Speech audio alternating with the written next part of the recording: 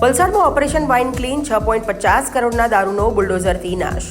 વલસાડ જિલ્લામાં દારૂબંધીના કાયદાનો કડક અમલ કરાવવાના ભાગરૂપે જિલ્લા પોલીસે ઓપરેશન વાઇન ક્લીન અંતર્ગત મોટી કાર્યવાહી હાથ ધરી હતી.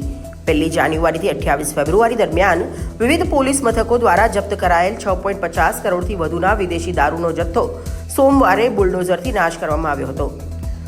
જિલ્લાના વલસાડ સિટી, રૂરલ અને ડુંગરી સહિત અનેક પોલીસ સ્ટેશનોમાંથી જપ્ત કરાયેલ દારૂને એકત્રિત કરીને નિર્ધારિત સ્થળે નિકાલ કરવામાં આવ્યો હતો, જેમાંથી માત્ર 3 પોલીસ મથકોનો જ અંદાજે 1.99 કરોડનો જથ્થો નાશ કરાયો હતો.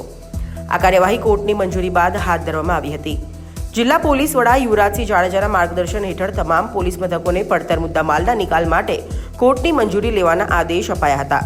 મંજૂરી મળ્યા બાદ જિલ્લા વહીવટીતંત્ર અને પોલીસ વિભાગની સંયુક્ત સમિતિની દેખરેખ હેઠળ જેસીબી અને બુલડોઝર દ્વારા બોટલોનો નાશ કરવામાં આવ્યો હતો. આ સમગ્ર કાર્યવાહી દરમિયાન સ્થળ પર સ્થાનિક લોકોમાં ભારે કુતૂહલ જોવા મળ્યું હતું. આ પ્રસંગે એસપી યુવરાજસિંહ જાડેજા જણાવ્યું હતું કે કોર્ટની મંજૂરી સાથે પારદર્શક રીતે કાર્યવાહી કરવામાં આવી છે. જિલ્લા પોલીસની આ કાર્યવાહી દારૂબંધીના કાયદાના કડક અમલ સાથે ગેરકાયદેસર પ્રવૃત્તિઓમાં સંકળાયેલા તત્વોને સ્પષ્ટ ચેતવણીરૂપ બની છે. જિલ્લા પોલીસ દ્વારા અપનાવવામાં આવેલી ઝીરો ટોલરન્સની નીતિ દારૂબંધી ભંગ કરનારા તત્વો સામે કડક સંદેશ આપે છે.